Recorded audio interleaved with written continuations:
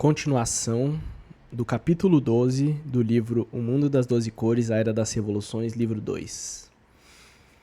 Bem cedo após aquela noite agradável que Thomas passou, ele se levanta e vai ao encontro de seu exército. Ele observa que todos já estão de pé, ninguém está nem um pouco cansado ou com sono, todos despertos e prontos para o combate, algo que deixa Thomas feliz e animado. Ele chama Alcaraz e pede que ele fique sempre ao seu lado e que deixe os outros dois combatentes atrás de Gallion na outra ponta da torre, para que ninguém se perca.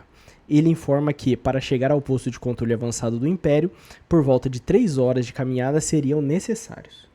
Thomas então olha para seu vasto exército de mais de 10.000 pessoas, todos os melhores combatentes e representantes de cada um dos reinos do mundo das 12 cores, e fala com muito orgulho em sua voz.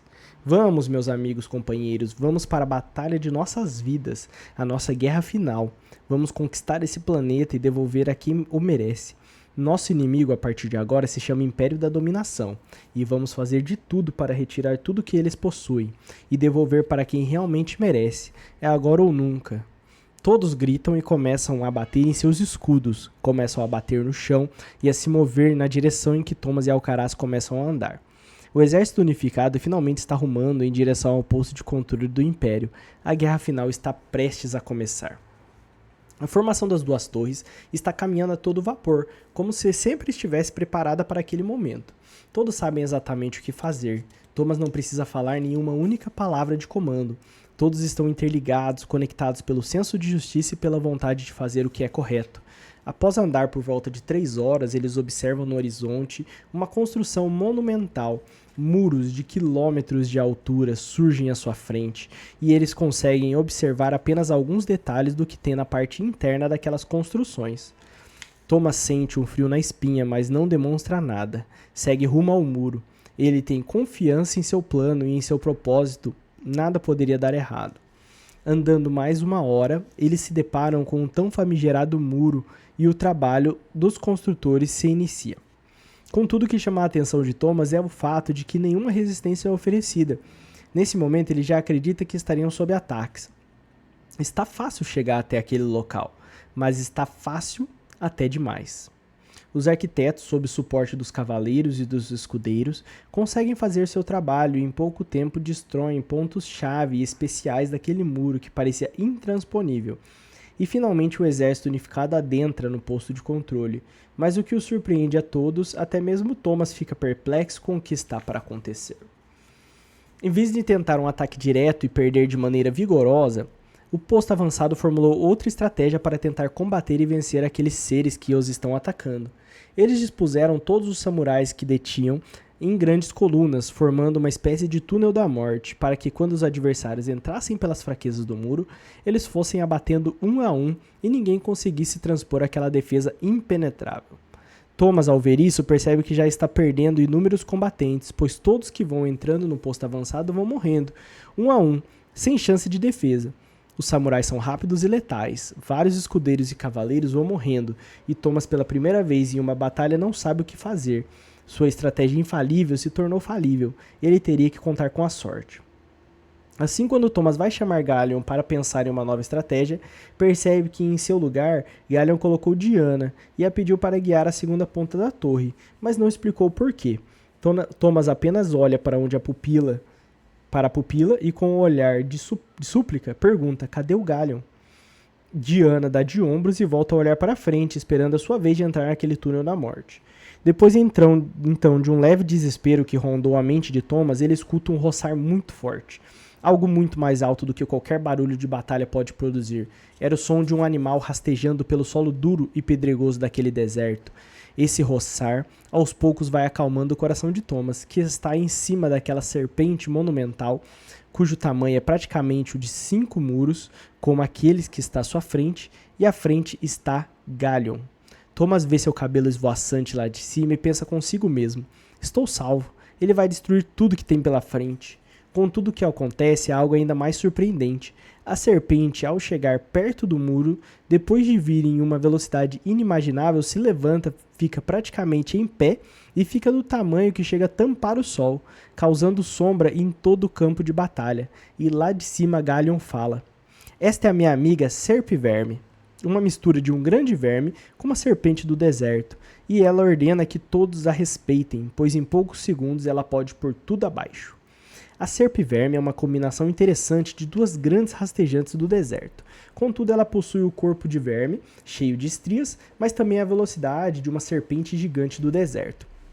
Ela é completamente selvagem, vive nas profundezas do deserto, nunca obedece a comando nenhum, mas Galion, com seu controle mental, a transformou em um animal de estimação.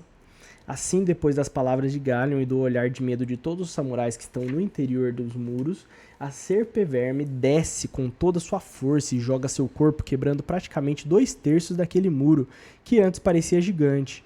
Ao fazer isso, Galion rapidamente desmonta da serpente, pois ela já se machucou bastante fazendo isso, e a libera para que ela volte às suas profundezas. Ele retoma seu lugar de comando na formação das duas torres e assim pisca rapidamente para Thomas.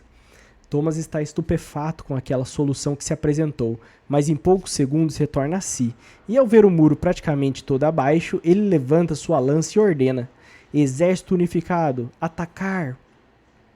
Assim, o restante daqueles 10.000 combatentes que não haviam morrido na investida inicial começa a invadir o território inimigo, eliminando um a um de seus adversários. Nesse momento, a formação começa a funcionar de maneira espetacular. Os escudeiros defendem, enquanto as lanceiras estocam de longe os samurais. Os cavaleiros causam uma confusão na formação dos adversários. Os espadachins enfrentam corpo a corpo os samurais, que apesar de melhores estão em menor número, e os arqueiros, sob o comando de Catarina, batem um a um dos samurais à distância. Após aquela ajuda de Galion, a vitória é apenas questão de tempo. Contudo, ao chegar cada vez mais perto do posto de controle, novamente outro barulho aparece, e desta vez é do adversário, deixando Thomas mais uma vez com outra dificuldade não prevista.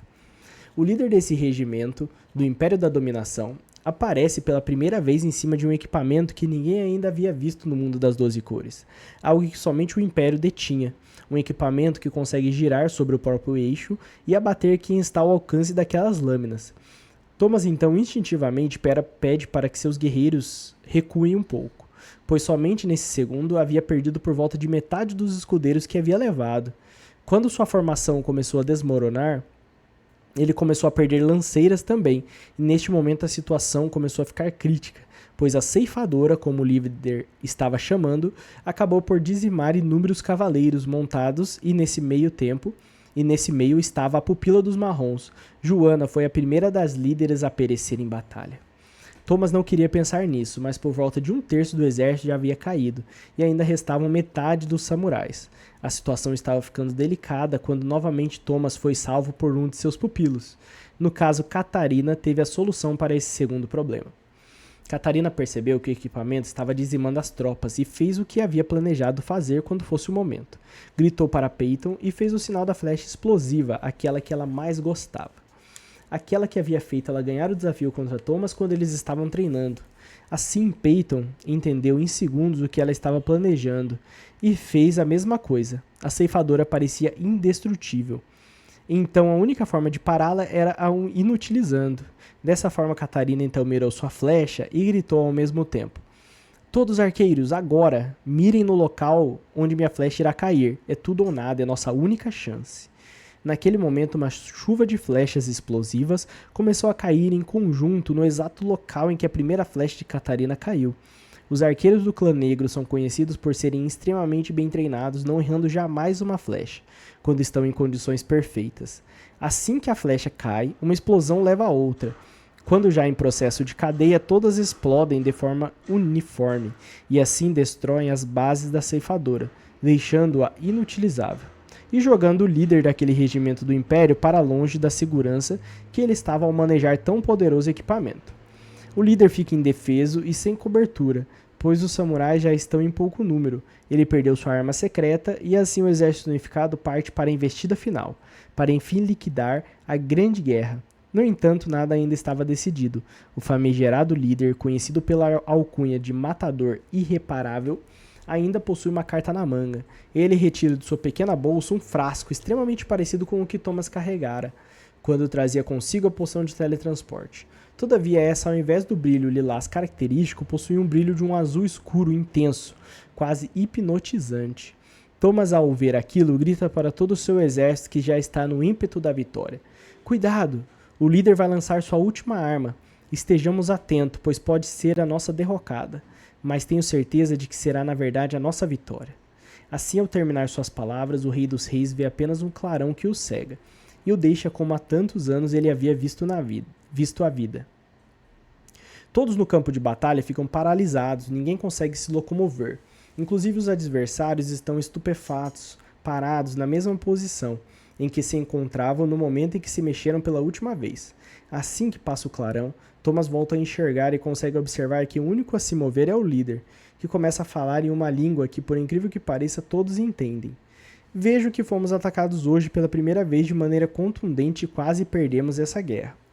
Essa população nova que ainda não havia conhecido é determinada, de boas estratégias e altamente eficaz do que se propõe a fazer. Vejo que um ser controla o verme incontrolável, a outro acerta flechas impossíveis e destrói o equipamento mais sofisticado que havíamos trazido. Mas e você, que parece ser o líder, o que faz? Neste momento, ele aponta sua pequena adaga para Thomas, que está envolto naquela névoa azul, que provavelmente é o que está paralisando a todos. Então o líder continua. Sou conhecido como matador irreparável, o quinto na linha de comando do Império da Dominação. Fui colocado neste planeta para proteger nossas riquezas, mas com pouca guarnição, já que nunca havíamos sido atacados. Até este momento, meu trabalho era o mais fácil da galáxia, mas gostei que me colocaram à prova. Usei a nossa última cartada, a mais nova invenção, a poção da paralisia. Ela emite uma névoa azul que quem respira fica imóvel, mas continua vendo e sentindo tudo. Somente eu, com um pequeno filtro que uso no interior das minhas narinas, é que fico imune a isso. Portanto, hora de acabar com essa guerra e relatar aos meus superiores a existência de um novo planeta que não conhecíamos e que está nos causando problemas. Vamos dominá-lo também e assim expandir ainda mais o nosso império. Vou começar matando o ser que parece ser o líder, mas que até agora nesta batalha foi extremamente inútil. No momento então que o líder caminha pelas pessoas paralisadas e chega até Thomas, ele levanta sua adaga e vai cravar no peito do Rei dos Reis. Contudo, é exatamente nesta hora que todo aquele treinamento espiritual e do modo sábio se faz valer. Thomas entra em um transe profundo, revirando seus olhos, deixando-os branco, como quando ele era cego. Se conecta com cada um dos escolhidos e deixa fluir as especialidades de cada um dos reinos que ele representa. Assim, primeiramente com sua respiração bloqueada pela capacidade do reino azul de se conectar com a água, para de entrar aquela névoa por suas narinas. Depois, com a sede de sangue dos grandes combatentes do vermelho, ele passa a dançar com sua lança e espada por entre as pessoas que estão ao seu redor. Com o ímpeto dos cavaleiros montados do marrom, ele parte para sua investida implacável frente ao líder, e sob a proteção dos demais reinos, principalmente do Dourado com seu antecessor, ele crava sua lança na rede de proteção que envolve o líder, quebrando aquela magia intrínseca. O matador irreparável fica boquiaberto por um pequeno período de tempo, mas se recompõe e guarda sua adaga, retirando uma espada maior de sua bainha e defendendo o ataque extremamente rápido de Thomas. Isso porque sua proteção também o ajudou, lentificando a investida do unificador. Assim, Thomas retoma sua consciência, volta seus olhos ao normal e solta um leve sorrisinho quando vê a real situação que está à sua frente. Todos os dois exércitos paralisados, somente o líder se movimentando à sua frente, meio atabalhoado, mas ainda um grande guerreiro. E ele, Thomas, está andando a passos largos, percebendo que tem um total controle de seu corpo novamente. Matador, eu sei que está aqui para fazer o que seu nome diz, mas hoje você vai encontrar o Unificador, aquele que pretende se tornar o Libertador, retirando todos os planetas que estão subjugados pelo Império da Dominação, e colocando em uma aliança generalizada sob o comando do mundo das 12 cores. Ah, então é esse o nome do planeta de onde vem? É bom saber, logo mais fará parte do nosso grupo de domínio. Já fico pensando o que tem de bom lá para explorarmos. O líder retruca em tom de deboche. Enquanto ele pensa nas possibilidades do que fazer quando for para o mundo das 12 cores, Thomas já incorpora a raiva e a soberba dos negros e roxos e parte para cima com toda a força que ainda o resta, depois de tantas batalhas travadas. Ele usa seu movimento secreto que havia absorvido durante o seu treinamento recluso do vermelho. A movimentação dos pés alados. um poder único de possibilidade incrível que o faz investir com sua lança em questão de milésimos de segundo. Contudo, o líder, com sua agilidade e destreza, consegue absorver em parte o impacto. Thomas segue aplicando estocadas e espadadas sem parar um segundo para descansar. E o líder segue se defendendo como pode. Quando, enfim, o que todos estavam esperando acontece. Thomas quebra aquela defesa incrível que seu adversário fez, aplica um corte profundo na coxa do líder, que o faz cair de lado sobre essa perna. Depois ele usa sua espada verde esmeralda para retirar a espada da mão do matador, e enfim, com a base da lança, o nocauteia. Este somente conseguiu se defender, não conseguiu contra-atacar uma vez sequer. Ele contou com seu muro, com seus samurais e com sua ceifadora, mas não contou consigo mesmo, sendo assim um adversário que pouco pôde fazer quando esteve no mano a mano com o Unificador, em sua forma mais poderosa, o modo sábio em conjunto com a aglomeração de poder embutida dos escolhidos. Depois desse combate épico e extremamente impactante, todo o exército inimigo é solto do efeito da poção de paralisia. Eles se rendem frente ao poderio militar que o exército unificado emplacava, e por fim aceitam a derrota.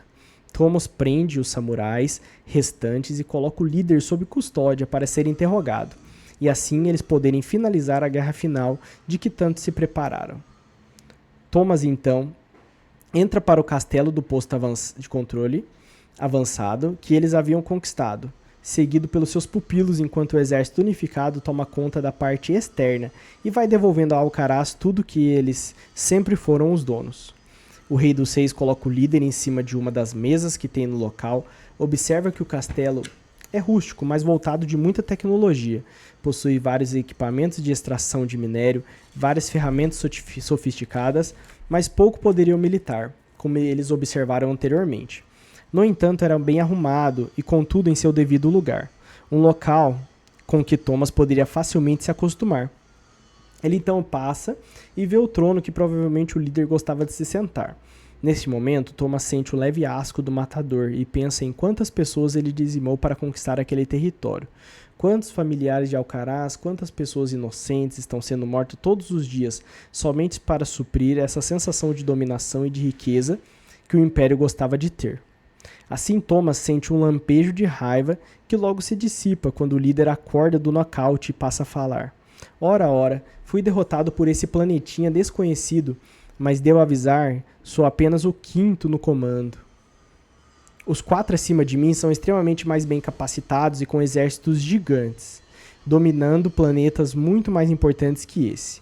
E o líder geral, ou seja, o nosso grande imperador da dominação, é implacável. Ao dizer isso, seus olhos reviram da mesma forma com que os de Thomas reviraram, e outra voz começa a falar de maneira muito mais controlada, mais serena e mais forte. Muito prazer. Esse quem vos fala é o imperador citado. Sempre que escuto meu nome, eu venho de qualquer lugar que eu esteja. Sinto em qualquer lugar da galáxia. Devo dizer que sou praticamente um deus. E assim quero que continue. Essa é a primeira derrota que meu império recebe. Isso não vai ficar barato. Assim aquele corpo falante, dos olhos revirados, se volta diretamente para Thomas, o encara no fundo dos olhos e diz na frente de todos: eu não vou descansar enquanto não dizimar todos vocês desse universo. Sei que você é o líder dessa rebelião. Eu vou te matar e a todos que você ama. Não pararei enquanto não conquistar todos os planetas dessa galáxia. Mas meu maior objetivo agora é destruir o seu mundo. Thomas, do Reino Vermelho e do Mundo das 12 Cores. Retorne ao seu pequeno mundo, retorne ao local que você tanto ama, retorne ao local em que você se sente mais seguro. Tudo lá estará diferente, eu te prometo, nada será como antes. Neste momento, o matador enfia sua adaga direto em seu pescoço, controlado pelo imperador. Ele acaba com sua vida para que nenhuma nova informação fosse dada sobre o império. E aquela sensação horrível fica pairando no ar. Apesar da vitória, todos estão apreensivos, principalmente Thomas, que pela primeira vez em muito tempo sente que não tem o controle sobre sua situação, e passa então a pensar nas palavras do imperador, o local que mais ama, o local mais seguro, e ao pensar com maior clareza, ele imediatamente percebe o que poderia ter acontecido. Thomas rapidamente atravessa o salão em que estava, dirige-se a Galion e Catarina. Por favor, me protejam, reúnam nosso exército, organizem as coisas, deixem um contingente aqui, metade retorne para o nosso mundo e vamos organizar a partir daqui a expansão máxima do nosso mundo das 12 cores. Já conquistamos o mundo dos 12 minérios e vamos em busca de todos os outros que estão sob o controle do Império da Dominação. Vamos conquistar a todos e libertar essa população subjugada. Espalhem a palavra, somos agora o exército da libertação. Catarina olha para Gallion, os dois assentem com muito orgulho do líder que eles possuíam, mas ambos sentem em Thomas um grande pesar em sua voz. Catarina fala enquanto Gallion apenas abaixa a cabeça, pois sabe o que ela vai perguntar. Mas e você, Thomas, para onde vai? O rei dos seis abaixa a cabeça também e fala com muita tristeza no olhar. Vou ver o estrago que o imperador fez. Assim, Thomas se senta, mesmo em meio àquela bagunça, enquanto Catarina e Gallion fazem a sua escolta e passa a meditar, indo diretamente para o local que ele mais amava, o local em que ele se sentia mais seguro, o Salão dos Escolhidos. Ao chegar lá então, Thomas começa a chorar compulsivamente. O que ele vê está fora de todas as suas compreensões de como aconteceu. Todo o salão está destruído, todos os antigos escolhidos estão mortos, cada um em seu trono, até mesmo o antigo guardião havia sido assassinado neste mundo espiritual. Thomas na hora sente o vazio imenso, sente que vários pedaços dele se foram, sente que sua vida nunca mais seria a mesma. Ele nunca mais poderia viver aqueles momentos de instruções e de aprendizado frente a seus antecessores. Todos eles, que já haviam morrido em vida, jaziam ali em sua frente em espírito. Thomas nem sabia que isso era possível, mas o que mais doeu foi ver seu pai em seu leito de morte pela segunda vez. Isso sim o fez cair em lágrimas profusas e em seu sentimento de perda. Ele foi andando e chegando perto de Derek, e quando olhou dentro de seus olhos, uma mensagem veio. Meu filho, você nunca estará sozinho. Sempre estaremos vivendo dentro de você e junto com você, mesmo que não possa mais conversar conosco. Assim, Thomas olha para aquela cena de desolação. Ele não entende como o imperador pode ter entrado em sua mente ou naquele antro espiritual que nem mesmo ele sabia que era possível. Ele somente lamenta e sente a perda daquilo que foi parte de sua vida. Ao se deixar sentir o sofrimento, Thomas se liberta. Sente um ímpeto de força percorrer cada parte de seu organismo, sendo um poder que ele nunca havia sentido antes. Sente que aquilo somente fez aumentar sua vontade de destruir o império da dominação. Sente que seu propósito de vida mudou, não é mais simplesmente vingar seus antecessores ou mesmo conquistar novos territórios. Agora é libertar todo um povo, várias nações diferentes. Sua missão agora é acabar com o Império da Dominação e criar uma nova aliança, a Aliança dos Planetas Libertos. Isso, enfim, fornece uma força que Thomas começa a irradiar em sua volta. Energias de todas as cores diferentes começam a expandir de seu corpo, a crescer em volta, até que retorna para onde estava, ao lado de Gallion e Catarina. Eles o olham já com olhos diferentes, percebem que Thomas já é outra pessoa, percebem que ali ele mudou completamente, está novamente confiante e sereno. Ele sabe o que deve fazer, sabe para onde eles devem ir e o que eles vão realizar. Nesse momento, Thomas se vira de costas e fala para seus dois grandes companheiros de vida e de jornada. A Aliança dos Planetas Libertos acaba de ser criada, e não vamos parar enquanto não conquistar todos os planetas da galáxia e destruir por completo o Império da Dominação. Uma aura de luz, então, envolve Thomas e ele finalmente atinge aquilo que, apesar de nunca ter almejado, sempre houvera de ser o seu destino. A aura de um deus, algo que somente 3 seres em toda a galáxia haviam atingido. O Imperador da Dominação, com a aura azul escura, o líder dos planetas do extremo fim, com a aura verde escura, e o líder da Aliança dos Planetas Libertos, com a aura vermelho sangue. Ao sentir aquela energia e aquela sensação de poder, Thomas olha para trás e vê todas as gerações que estiveram junto consigo, desde Jim, Derek, Philip, Susana, Anna, Varion e agora Gallion e Catarina. E sente que o mundo está em boas mãos, ele tem bons companheiros de jornada, ele pode finalmente se libertar e emanar seu verdadeiro poder, o poder de um dos 3 deuses do apocalipse final.